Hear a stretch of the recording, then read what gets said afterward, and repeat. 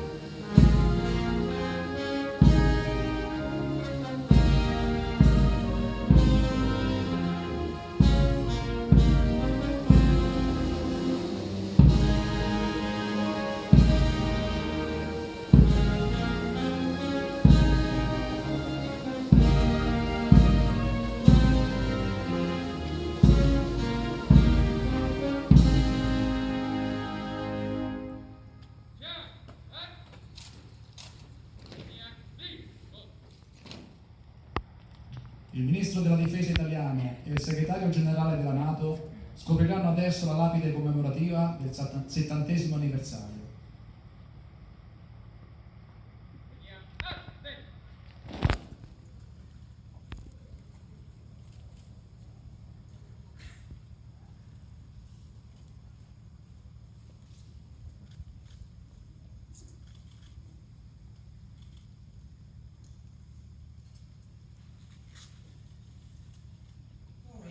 Through the main entrance, using the staircases on the left and right inside the building.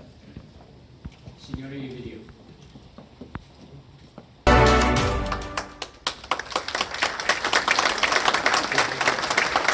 It is really worth dedicating time to honoring our college.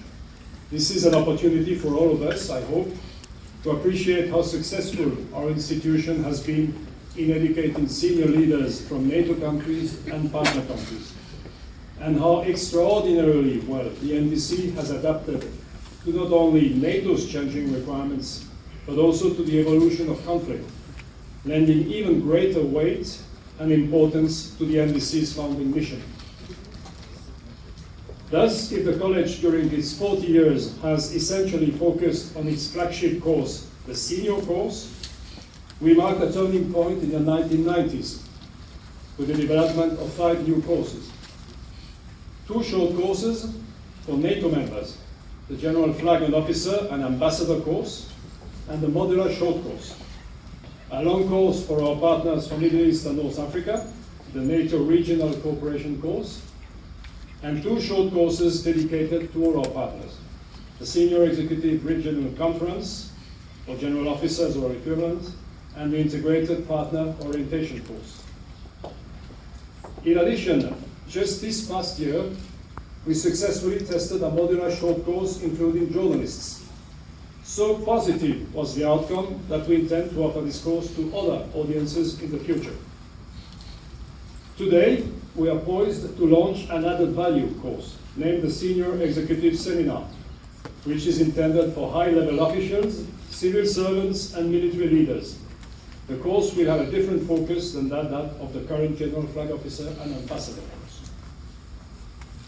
Overall, we have progressed from graduating an average of 100 course members per year during the first 40 years of the college to now 250 graduates in 2003, 450 in 2015, and to more than 500 in 2021, despite COVID.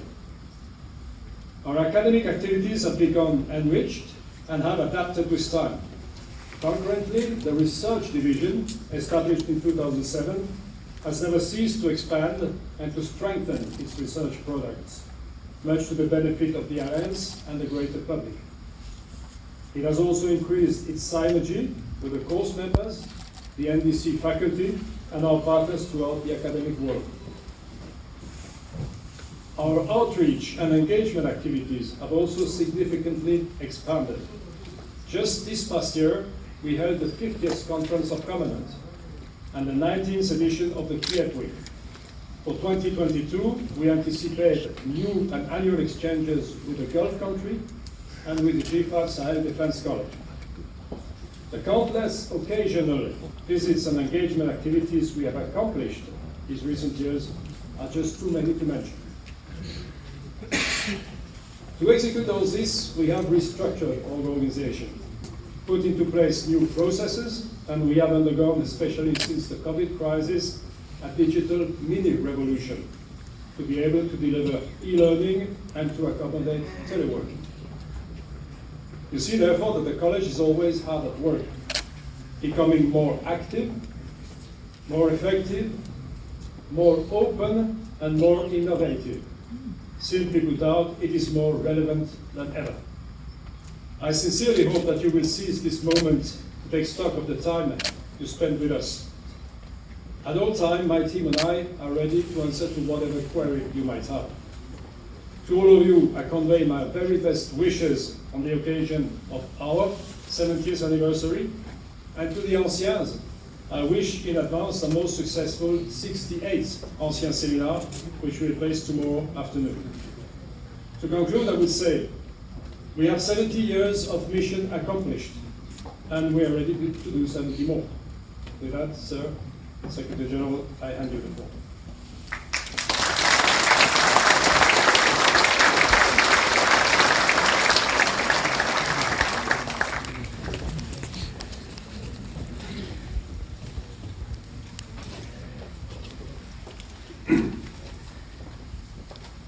Minister Guerini, Admiral Bauer, General Litterman, and General Admirals, Excellencies, ladies and gentlemen. It's really a great pleasure to be here today, to be back in Rome, and to be back at this NATO Defense College. Especially since we are here to celebrate the 70th anniversary of the NATO Defense College. Let me start by thanking you, General Litterman, for your leadership, for the way you are leading this very important NATO institution, and you have ensured that the NATO Defense College remains the leading academic institution in our alliance. And it makes lasting contributions to our shared security, and this institution, the NATO Defense College, is helping the alliance to adapt to a changing world and stay ahead of the curve. I would also like to thank Minister Guerini de Lorenzo for being the host nation for hosting the Defense College for several decades. And Italy, as a founding member of our alliance, makes important contributions to our shared security, to our collective defense. Italy contributes to our presence in the Baltic region with air policing and troops. It takes part in our fight against international terrorism. Italy was a long-standing and important contributor to our mission in Afghanistan, and you help NATO to train and build capacity in Iraq. I would also like to thank Italy for what you have done over many, many years in leading the NATO force in KFOR in Kosovo and helping to stabilize the Western Balkans. On top of that, Italy hosts many important NATO institutions like this Defense College, but also the Joint Force Command in Naples, and also now the new Alliance ground surveillance drones and many other important NATO institutions and facilities. So thank you both to the Defense College and to Italy as a host nation. General Eisenhower's mission in calling for the creation of the NATO Defense College was clear: to forge future generations of allied leaders capable of providing innovative solutions to some of our most difficult security challenges. In 1951, the college opened its doors to 47 men from 10 NATO countries for the first senior course.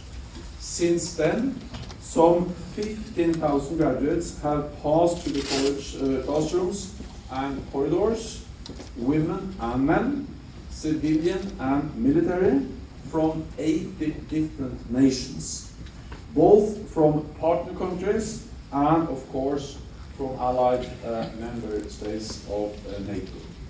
And I'm delighted to see many of the current course members and graduates, the entrants, here today. Over the years, the college has developed its reputation as a leading provider of world-class education on nearly every aspect of international security.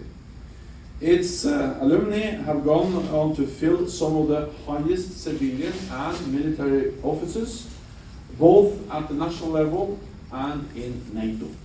It has expanded its curriculum, and as you heard from the Commandant, it is launching a brand new senior executive seminar. In addition, it has developed cutting-edge research and an extensive outreach and engagement program with think tanks, academia, and other international organizations.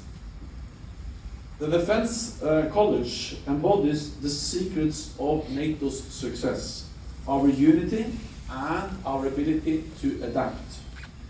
The college motto, Unitate Malentes, captures its long-standing commitment to promote unity, fostering a true transatlantic mindset and culture, and helping to create the all-important human interoperability that ensures we can operate effectively together as allies and as partners. Transatlantic unity is even more important today as we continue to adapt our alliance to a more dangerous and more competitive world. Russia and China are leading and offer a tariff pushback against the rules-based international order. Brutal terrorism persists, and all the threats are transforming our security. From cyber attacks and disruptive technologies to the existential challenge of climate change. These are different challenges, different threats, but they have one thing in common: the need for Europe and North America to stand together, making the mission of this college more important than ever. As we have done for over 7 decades, NATO is responding. Since 2014, we have carried out a fundamental transformation of our alliance to further strengthen our deterrence and defense to the full range of threats from wherever they come, and to prepare for a world of greater state-to-state competition. All NATO allies have increased defense spending, invested in high-end capabilities, and boosted the readiness of our forces. We have increased our exercises and activities on land, at sea, and in the air, deployed multinational combat-ready troops in the east of the alliance, and strengthened our defenses against cyber and hybrid attacks. At our summit in June, NATO leaders agreed to do even more together. Through NATO 2030, an ambitious agenda for our future security, as we continue to boost our military readiness, we're also sharpening our technological edge with a new Defense Innovation Accelerator and Innovation Fund that will support academics and entrepreneurs working on cutting-edge technologies. We are strengthening our cyber defenses and increasing the resilience of our critical infrastructure, supply chains, and societies to make them less vulnerable to attack. We are stepping up to defend the rules-based international order by deepening our cooperation with like-minded countries and organizations around the world. And for the first time, we are putting climate change at the core of NATO's agenda, not just to reduce the impact of climate on our militaries, but to reduce the impact of our militaries on the climate. Finally, we are developing NATO's next strategic concept in time for our summit in Madrid in June next year. This is an opportunity to reflect the radical changes in our security environment, chart a common course forward, and recommit to our values and the transatlantic union. Ladies and gentlemen, in calling for the creation of the NATO Defense College in 1951, General Eisenhower wrote that the challenges facing the new transatlantic alliance were on such a scale that nations would need to find a way of constantly exploring new approaches and broadening our points of view. As we look to the next decade, the college's role in widening our horizons and strengthening the transatlantic bond is more relevant than ever. So thank you for everything you do to support our shared security. I wish you a very happy 70th anniversary and much success as we continue to strengthen NATO for 2030 and beyond. Thank you so much.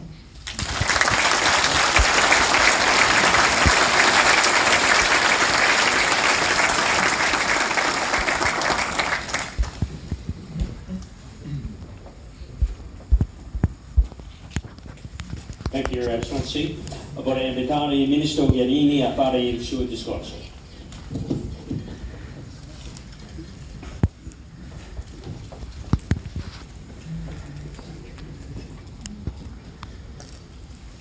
Signor Segretario Generale, caro Jens, Generale Rittmann, personale del NATO Defense College, presentatori, autorità civili e militari, i nostri ospiti, tutti voi il saluto e il benvenuto del governo italiano, della difesa italiana e mio personale. È con grande soddisfazione ed orgoglio che celebriamo oggi il 70° anniversario di questo prestigioso istituto che l'Italia ha il privilegio di ospitare. Come abbiamo sentito dalle parole di Jens, furono la lungimiranza e la visione strategica del generale Eisenhower ad assegnare al college la funzione di preparare la leadership civile e militare della NATO.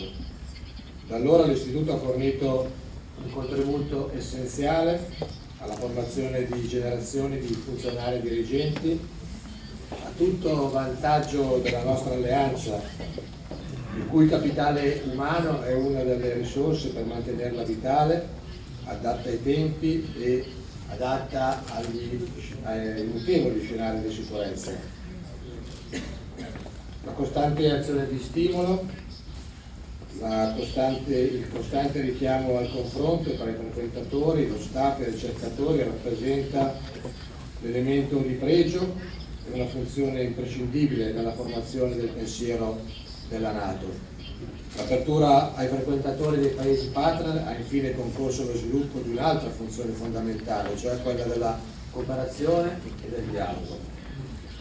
Lo sottolineo perché unità, coesione e dialogo sono il nostro patrimonio valoriale, elementi che hanno permesso all'alleanza di beneficiare di stabilità, sviluppo e benessere lungo i 72 anni della sua storia. Un periodo in cui l'Alleanza Atlantica ha saputo costantemente adattarsi, individuando adeguate policy, adeguate strategie, a cui l'Istituto ha contribuito con il pensiero critico, creativo e strategico dei suoi frequentatori. L'Italia, lo dicevamo anche questa mattina, all'apertura dell'incontro del NATO Industry Forum, l'Italia come membro fondatore dell'Alleanza considera la NATO imprescindibile punto di riferimento in termini di valori condivisi, deterrenza e difesa. In questo quadro il nostro Paese profonde ogni sforzo per facilitare il processo di adattamento, concorrendo in maniera rilevante, come è stato ricordato da Jens, ti ringrazio Jens per le tue parole, alla gestione delle crisi e alle esigenze di sicurezza dei nostri alleati. Siamo in un contesto di sicurezza altamente volatile, caratterizzato dalla rapidità dello sviluppo tecnologico, dagli effetti del cambiamento climatico e da ultimo anche dalle implicazioni economiche e sociali della pandemia da Covid. Tutto questo ha fatto emergere l'esigenza di rivisitare il concetto strategico dell'alleanza con l'obiettivo di fissare le nostre priorità almeno per il prossimo decennio. Tutto ciò dovrà tener conto di quanto è stato fatto, di quanto rimane da implementare, poggiando sulla validità, sulla perdurante validità dei 3 compiti fondamentali dell'alleanza: la difesa collettiva, la gestione delle crisi e la sicurezza cooperativa. È altrettanto importante, credo, tener conto delle lezioni apprese, discendenti sia dalle storie di successo ma anche dai momenti di difficoltà come l'Afghanistan, che confermano la necessità di mantenere le nostre capacità di gestione delle crisi, considerata la crescente precarietà politico-sociale a cui assistiamo nelle aree adiacenti ai confini dell'alleanza. Il periodo che stiamo vivendo ha per certi versi una connotazione epocale, considerando anche il parallelo processo di revisione strategica in ambito dell'Unione Europea. La promozione dello sviluppo e dell'acquisizione di capacità militari europee che perseguiamo tutti noi, e l'Italia persegue con convinzione, deve però essere interpretata come naturale e coerente azione di rafforzamento del pilastro europeo dell'Alleanza Atlantica, finalizzato a consentire all'Europa di contribuire in maniera sostanziale ed efficace alla sicurezza e alla stabilità globale. In questo senso va letto il nostro impegno al rafforzamento della cooperazione tra l'Alleanza e l'Unione come conferma del principio di complementarietà con la NATO, e della indissolubilità del solito rapporto transatlantico che vede nell'Alleanza Atlantica il pilastro della nostra sicurezza collettiva. Il NATO Defense College, come abbiamo detto, ha un ruolo fondamentale in tutto ciò, nel favorire lo sviluppo di quella comprensione reciproca e di quella condivisione di valori su cui poggia la sacralità e l'indivisibilità della nostra sicurezza comune. Concludendo questo mio intervento di saluto in questa ricorrenza così significativa, vorrei porgere agli uomini e alle donne di ogni nazionalità, grado e specialità, nonché al personale civile in servizio presso il NATO Defense College, l'augurio più sentito per ogni successo nell'attività dell'istituto e augurare ancora buon 70° anniversario. Grazie per l'attenzione.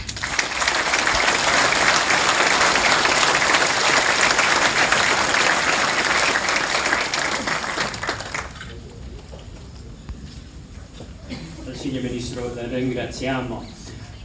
Ladies and gentlemen, distinguished guests, that concludes this part of the anniversary program. I would ask you to please rise and stay in place until the official party has left the auditorium. Thank you.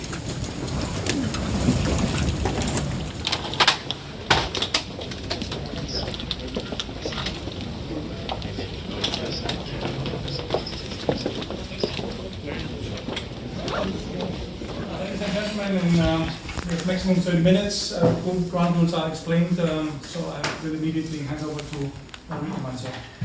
So thanks, good afternoon again. Thank you very much for joining us today for this celebration, which you can imagine is pretty important for us. 70 years of history is quite a long while. And we are still here despite the COVID. So continued adaptation, continued resiliency. Despite the COVID, the college remained open. We managed to have not necessarily the course members here physically present, so we probably went a lot online, but we maintained the output of the college, and we maintained the courses running, so we never shut down, which is an event in itself. We, as you might have heard earlier on, we have had through the college in 70 years something like 15,000 students, 15,000 students who belong still to the community. We have an ancient community, which is the alumni community, and they will have the meeting tomorrow, the annual assembly. And they are our network actually to help us make the college known outside and continue to work for us, because we also draw on them sometimes to have conference speakers, etc., etc. So they are our ambassadors, if you want, throughout the world. Looking to the future, we have now to prepare for a new geopolitical environment, a new world which is even less predictable and less safe, and we have to adapt the teaching that we do here at the college to make sure that whatever we tell our course members is relevant and completely in tune, in phase with what is going on in the wider environments. Professional military education is what we do here, and it has obviously to adapt to the changes of the world to make sure that we deliver the best possible product. So, more than ever, educating the leaders of today, facing the challenges of tomorrow, is something that the college has always done for the last 70 years, and will continue to do probably the next 70 years, hopefully. We are uniquely qualified to play that vital role because we are a high-level education institution, which is multinational by design, which is civil and military by design, and which receives course members from not only NATO countries but also partner countries. So we really encompass a whole lot of different publics in our course members, and we succeed, I think, in having them talk together, confronting their ideas and sharing a different point of views and coming to a consensus, because this is the purpose of the college. We try to bring the people to a consensus. The whole work we are doing here is a work through the committees, and the aim is to teach them how to be a committee chair in order to reach consensus in an alliance of 30 nations. So it's not an opinion that is the major opinion, the dominant opinion, but it's an opinion that is worked out through the committee. So it's really the key of what we do in the college. So I'm not going to elaborate much more. You know that we have also a research division. You know that we do also a lot of engagement and a lot of outreach to the external world, but I think we can talk about it during the Q&As. And without further ado, sir, I hand you the floor. Thank you very much. Good afternoon, all of you. It's a pleasure to be here at the NATO Defense College again, I can say. This is the third time this year, so I will explain a little bit why I'm here more often, alongside Lieutenant General Ritiman, the Commandant of the NDC. Of course, we are all here to celebrate the 17th birthday of the college, and that was already done with the Secretary General. Yeah, it is an important college, and Italy is, as the host nation, is a highly valued NATO ally, and amongst the biggest contributors to NATO's missions and operations. So it is no surprise for me that Italy has hosted the NATO Defense College for the last 55 years. In two different locations. This location is since 1999. And that support has allowed the college to fulfill its objectives to develop critical, creative and strategic thinking on key issues facing the Alliance. I think that is the three terms: critical, strategic and creative thinking is all part of what we like to see in our officers and civil servants that work for defense organizations or for other organizations in the government. However, before we get into the questions and answers, let me shortly explain not only who I am, but what my role is. I'm the chair. I'm no longer the chairman since May 2021.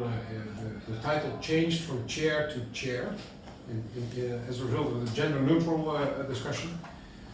But the military committee brings together 13 NATO chiefs of defense. And the chiefs of defense are basically the heads of the armed forces in every NATO nation. And the chiefs of defense convene 3 times a year in the military committee format in NATO. And on a daily basis, they are represented by their military representatives in Brussels.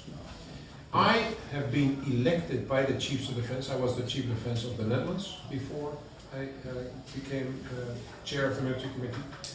So the chair of the military committee is elected by the other chiefs of defense and then leaves his post, his or her post, and goes to the full-time job in Brussels. But you chair, as chair of the military committee with the CHODs 3 times a year, but on a weekly basis, sometimes daily basis, it's the military committee in permanent session in Brussels headquarters with the military representatives. And that is what NATO, what makes the alliance so powerful, is because we have the ability in the NATO headquarters to have political and military deliberations on a daily basis, depending on the subjects that are ongoing. My role is to lead the committee and to encourage efficient forms of cooperation among NATO member states. And so I'm not a member, so there's 30 members. I'm not the 31st member, so I'm a technical chair, one can say. But of course, it is important because the decisions in NATO are all by consensus. So it is not by majority vote, but by consensus. So it requires a lot of massaging to get things done in NATO. It is amazing actually how much things are agreed in the alliance on a daily basis. When the global security environment is unpredictable, which it is at the moment, I mean the threat is going up. I think one of the challenges I would say is that our publics not necessarily see that or feel that the threats are going up. It is not my opinion that the threats are going up, but it's a fact. It is Russia that is increasing its conventional nuclear and cyber forces. It is China that is increasing its conventional nuclear and cyber forces and space, same for the Russians. So we actually see an increase in physical troops and capabilities, but also in the virtual realm, in cyber and space, that we see more and more competition. And it's competition between the great powers, which is the United States, Russia and China. Now, China is not an adversary of NATO, but a challenge. And Russia and terror groups are. So that's the difference between China and Russia. So the military committee provides military advice for all the decisions that are going to be taken by the North Atlantic Council, the NAC, which is the ambassadors. And they represent their ministers of defense, their ministers of foreign affairs, and their heads of state in the 30 nations. So the military representatives represent their choice, and the ambassadors represent the political leaders in the 30 nations. And then in the North Atlantic Council, under the chair of the Secretary General, there are the decisions are being made. And so it is important that the military committee gives unfettered military advice to the NAC to make sure that when a decision is taken, that everybody understands the implications on the military level when they take that decision. The alliance history shows that we have adapted and changed over the last 72 years. So it is not a question whether there will be a change, but it is sometimes more a question like when, because we have changed our posture and our way of doing over the last 72 years many, many times. It is actually a very successful organization despite the problems that are there over time. So this is Afghanistan is not like the first problem in history in NATO. One of the reasons why I think it is still a very relevant organization is the fact that we have grown from 12 nations in 1949 until now 30. In 2020 it was North Macedonia that joined, that was the youngest member. And there are a number of nations that are actually hoping to become a member. So that in itself shows, I think, the importance of NATO for nations. And the adaptation then requires a lot of people thinking about it as well. And the thinking is being done here, partly at least, in a very independent way. That's good in this NATO Defense College. And it's vital work by academics, the researchers, and the students that produce all sorts of publications, I think we call them. Publications. Which are then used by the NATO headquarters in the international staff or by the international military staff to help us to make good decisions. And by bringing together the military and civilian leaders from across the alliance and from partner nations, the college has created a unique experience, and I think that's what General Rittiman was talking about. It's the 15,000 alumni that are there. Allowing students and future military leaders to question established allied concepts, so that's the critical part. Examine strategy and doctrine and challenge leaders such as myself to scrutinize our thinking and decisions. And that's the strategic, critical and creative thinking that we want to see. And the college provides an environment that allows students from different backgrounds, different nations, different armed forces, civilians from different ministries, to truly learn from each other and to forge friendships that last a lifetime. Now, my other role is that I'm the chair of the college's advisory board, where we basically talk about the curriculum of the different courses. And I'm the chair of that committee, and there's representatives from international staff, international military staff, and from the Supreme Allied Commander Europe, Supreme Allied Commander Transformation, that all are part of that board, and we convene once a year, and then basically it's a combination of looking back and looking forward with regard to the different subjects. So, then you understand why I'm sometimes more often here than maybe in other capitals, because other than the 70th birthday, there's also this other work that connects me to the Defense College. Pending your questions, we're here. Thank you very much, sirs. So let's start with the first round, maybe. Okay. Hello. I'm Tom Kingston. I write for Defense News, an American publication. Interested in what you were saying about the discriminating between China and Russia. So Russia being an adversary, China being a challenge. Can I ask you what is therefore the difference? Why does what has it done to push itself into into that category of adversary instead of just challenge? Who? China? No, Russia. Russia. Yeah. Ah, okay. And in addition to that, how you view Russia's role in what's going on in Belarus? I mean, in NATO, is it just assumed that Russia is behind that? You want me to have all the questions and then answer them, or No, are we doing one by one? Okay. First of all, I think that the most important thing with Russia is, for a long time after the fall of the Berlin Wall, we thought that Russia was going to be a partner. And in the last strategic concept in 2010, for example, Russia was a partner, China was not mentioned, and technology was one sentence. Now what has happened since then? We've had the incursion in Georgia in 2008. That was just before the 2010 strategic concept. So we all thought, is this sort of the exception to the rule? And then in 2014, of course, the taking of Crimea and the fighting in the Donbass region in and around Ukraine, and a increasing aggressive stance of Russia against NATO.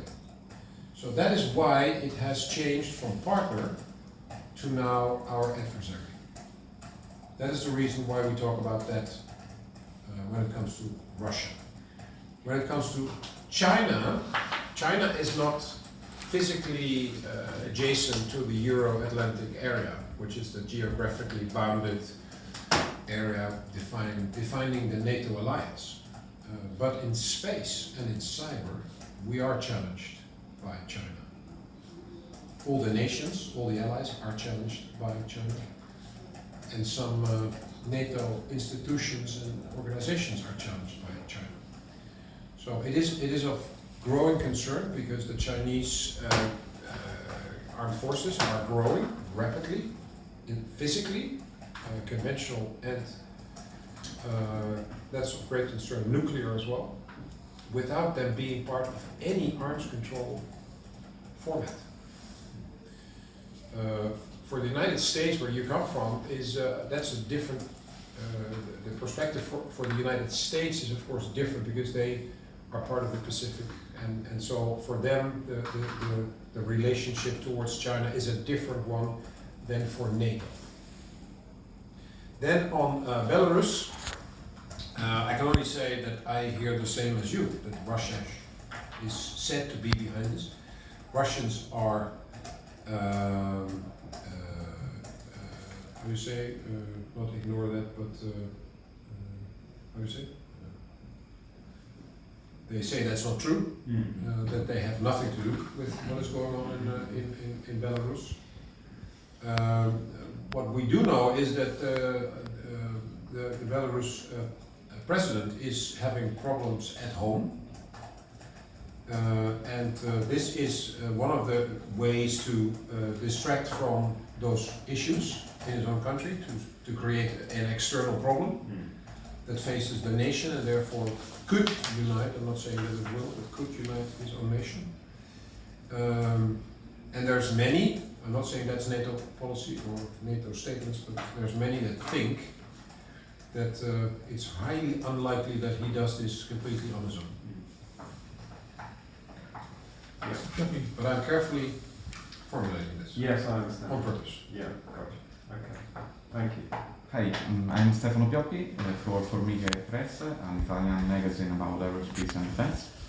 My question is about China. If you imagine that in the next strategic concept the vocabulary could change from challenge to adversary, and then something more about hypersonic missiles.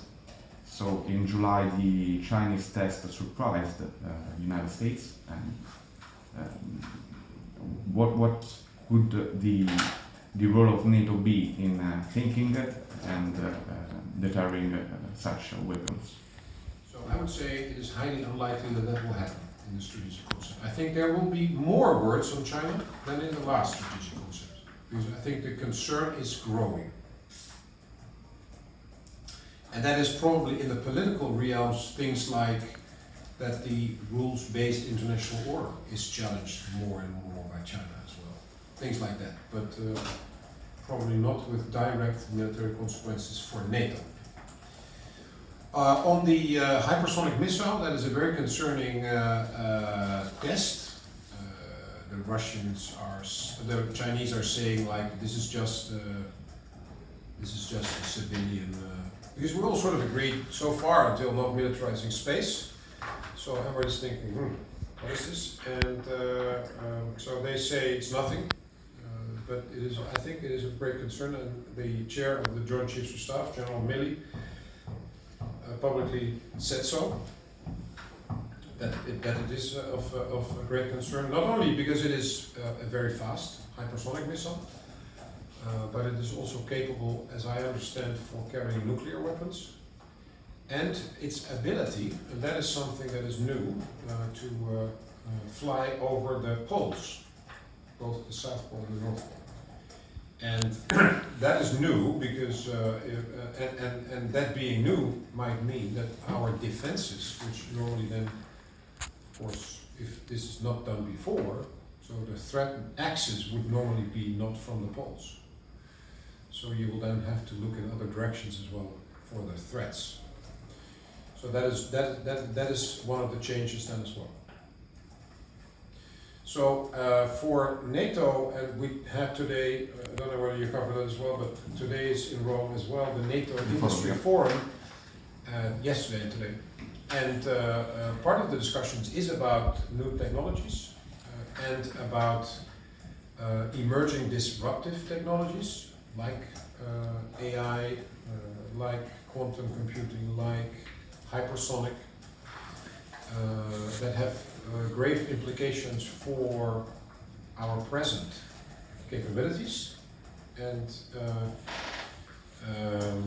our ability to counter them if we would be confronted with them. So it is of great importance to the Alliance to actually do a lot of research and together with SECT, Supreme Allied Command of Transformation, and the industry to look at solutions and options to get up to speed and or ahead, if at all possible,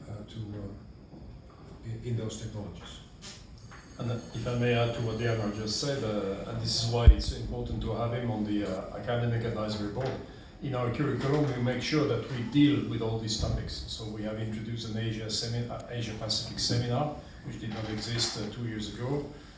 We have introduced an innovation week in which we talk about all these emerging technology and emerging challenges, just to make sure that our course members are completely exposed to the status of talks and status of what is going on outside in the outside world, because most of them come either from their own military and their own offices in one of the capitals, or from their own ministry, and do not have a cross-cutting vision of what's going on. And this is what we strive to produce here for them, just to expose them to all these issues that they might have to face, either when they go back to the ministries or if they are posted in a NATO post. Absolutely, absolutely. And for some of these technologies that we see with the Russians and or Chinese, it is sometimes a wake-up call. Because we have been, for a very long time, we all assumed that we were strategically and technological advanced to anyone in the world. And so we didn't worry about this. But we now see things that actually are worrying, and we very often talk about near-peer enemies, which actually means like, yeah, they're good, but they're not as good as we are. But in some cases, we're talking peer enemies, and some areas we are concerned in terms of are they talking about us now in terms of near peer? My name is Andrea Cucco. I'm the editor-in-chief of Defense Online and a specialized review. And you are not a political leader, but you are a military.